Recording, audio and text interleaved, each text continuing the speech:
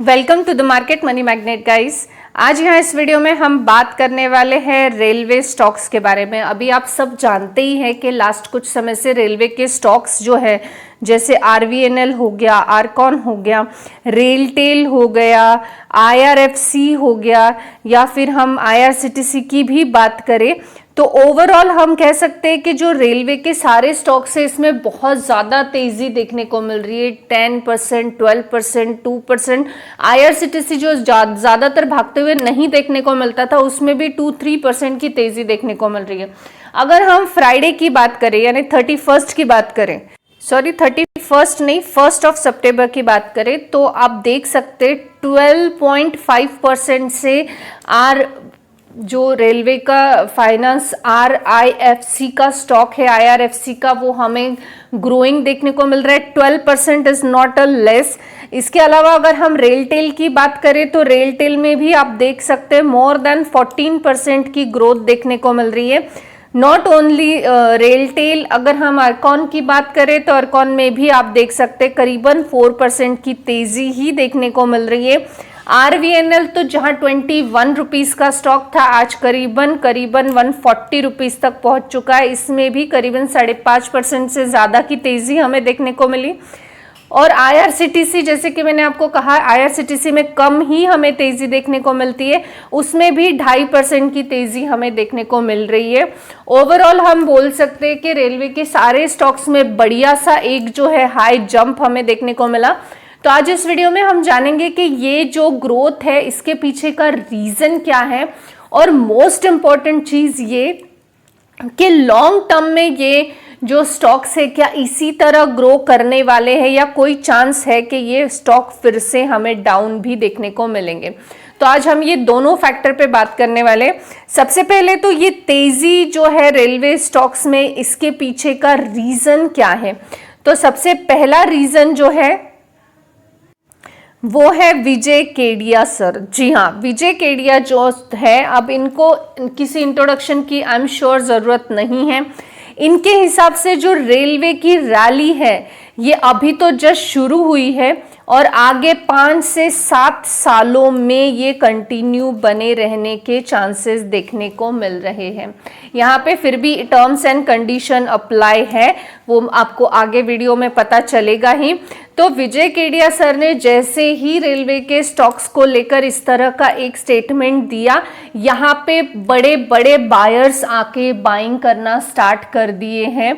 और जैसे कि आपको हमने पहले भी मैंने बताया था कि आईआरएफसी जो है ये मेन पिलर है कि जितना भी फाइनेंस रेलवे के स्टॉक्स को होगा वो सब इसके थ्रू होगा। तभी आपने देखा होगा कि जो आईआरएफसी का स्टॉक है, ये आईआरएफसी का स्टॉक करीबन 12% के तेजी में था। कंपेयर रेलटेल, आईआरएफसी या सॉरी आरवीएनएल या आईआरसीटीसी आप देख लो, इन सब के कंपैरिजन में सबसे ज्यादा तेजी इसमें देखने को इसीलिए मिली कि ये मेन पिलर है और यहाँ पे बड़े बड़े इन्वेस्टर्स ने इन्वेस्ट करना शुरू किया। जैसे ही विजय केडिया सर ने जो है यहाँ पे ये बोल दिया कि भाई जो रेलवे के स्टॉक्स है ये आने वाले 5 से सालों में जो है इससे भी बेहतर रैली बताने की पोटेंशियल रखते हैं या बताएंगे। अब जो टर्म और कंडीशन अप्लाई थी वो आगे मैं आपको बताऊंगी नेक्स्ट पार्ट में। जो इसके बाद की जो ये तो फर्स्ट न्यूज थी, अब सेकंड जो न्यूज है जिसके चलते कि रेलवे के स्टॉक्स में ज्यादा तेजी हमें देखने को मिली है वो था रेलवे में। आप सब जानते ही हैं कि हमारे जो पीएम है इन्होंने रिसेंटली ही अनाउंस किया था 25,000 करोड़ का इन्वेस्टमेंट जो है वो रेलवे में किया जाएगा। साथ ही साथ 508 नए स्टेशंस बनाए जाएंगे। अब जब 508 नए स्टेशंस बनेंगे तो आपको क्या लगता है किसको सबसे ज्यादा बिजनेस मिलेगा। तो यहाँ पे जो है हमने देखा, जैसे कि इसके पहले हमने देखा कि रेलटेल जो है ये रेलटेल में करीबन 14% से ज्यादा की तेजी हमें देखने को मिली। और रेलटेल आप सब जानते ही है कि टेलीकम्युनिकेशन में काम करता है। रेलवे के जितने इंटरलॉक कम्युनिकेशन है वो सारे रेलटेल जो है ये इसके अंडर ऑर्गेनाइज्ड किए जाते हैं। तो जैसे ही 508 नए स्टेशंस बनेंगे वहां पे डेफिनेटली नए टेलीकम्युनिकेशंस लगेंगे, स्टेशंस लगेंगे। इस वजह से रेलटेल का स्टॉक्स भी बहुत ही बढ़िया तेजी में देखने को मिला। और तो जैसे कि हमने ऑलरेडी बताया कि अगर ये जो इन्वेस्टमेंट है, जो 25,000 करोड़ का इन्वेस्टमेंट रेलवे में इन डेप्थ होने वाला है, तो मैंने आपको पहले भी बताया है कि रेलवे से फाइनेंस के डिस्ट्रीब्यूशन का काम या लोन का काम जो है ये IRFC देखता है। अब जब रेलवे को इतना बड़ा कॉन्ट्रैक्ट मिलेगा, इन्वेस्टमेंट मिलेगी, तो डेफिनेटली IRFC से लोन अप्रूव होंगे और यहाँ से ये पैसा डिस्ट्रीब्यूट होगा। तो हमें जो है ये IRFC एक बहुत बड़ी एक रैली में देखने को मिला। साथ ही साथ रेलटेल में जो हमें 14% से ज़्यादा की जो यहाँ पे तेज़ी है ये देखने को मिली, वो इसलिए कि 508 जो नए स्टेशन में बनेंगे, डेफिनेटली वो स्टेशंस को टेलीकम्युनिकेशन का पूरा जो सिस्टम ऑर्गेनाइज किया जाएगा वो रेलटेल के थ्रू किया जाएगा और ये 508 नए स्टेशंस को पुराने स्टेशन से कनेक्ट करने का काम भी रेलटेल करेगी। यानी डेफिनेटली रेलटेल को जो है आने वाले समय में बहुत अच्छे प्रोजेक्ट जो है मिलने वाले हैं। उसके चलते जो है ये स्टॉक्स में हमें तेजी देखने को मिली। उसके अलावा आप जानते ही कि आरकॉन जो है या आरकॉन हम कह सकते हैं या RVNL, इनमें तेजी के पीछे का कारण यही है कि जब 25,000 करोड़ का इन्वेस्टमेंट किया गया है तो डेफिनेटली इस इन्वेस्टमेंट में से जो भी प्रोजेक्ट अलॉट होंगे वो रेलवे के कंपनी को ही मिलेंगे और उस वजह से RVNL और जो आरकॉन है ये भी तेजी में देखने को मिले। तो बेसिकली जो है यहाँ पे रेलवे स्टॉक्स में तेजी के पीछे के दो रीजंस हमें देखे कि एक, विजय केडिया सर जो है इन्होंने एक स्टेटमेंट दिया कि ये जो रैली अभी चल रही है इससे भी शानदार रैली हमें फ्यूचर में 5 से 7 सालों में देखने को मिलने वाली है रेलवे स्टॉक्स में। एज वेल एज जो रिसेंटली ही हमारे PM ने अनाउंस किया था 25,000 करोड़ का investment plus 508 new station fully जो है ऑर्गेनाइज्ड और हम कह सकते हैं न्यू टेक्नोलॉजी से बने हुए पूरे 508 स्टेशन हमें देखने को मिलेंगे। इनके चलते मैंने आपको बता दिया कि किस तरह से रिलेटेबली ये स्टॉक्स जो है तेजी में थे।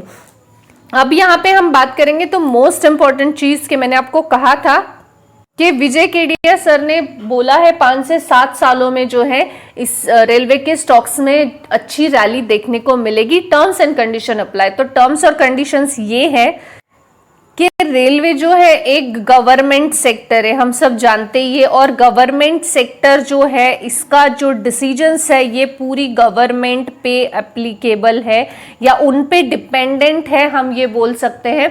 तो ये जो डिसीजंस है यानी अगर गवर्नमेंट चेंज होंगी, जैसे कि हम जानते ही 2024 के फिर इलेक्शन आएंगे और फिर गवर्नमेंट पता नहीं किस तरह से कौन सी आएगी, तो उस तरह से ये स्टॉक डेफिनेटली रिएक्ट करेंगे क्योंकि बजट आएगा। बजट में जो करंट गवर्नमेंट है इनका जो फोकस है डेवलपमेंट के ऊपर, अगर जो 2024 के इलेक्शन के बाद अगर गवर्नमेंट चेंज होती है और उनका फोकस नहीं हुआ तो डेफिनेटली ये स्टॉक्स क्रैश होने के चांसेस है। ये रैली डेफिनेटली कंटिन्यू नहीं चल सकती है।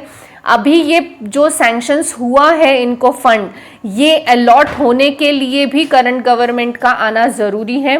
तो ये डिपेंड करेगा कुछ इलेक्शंस के रिजल्ट्स के बाद भी।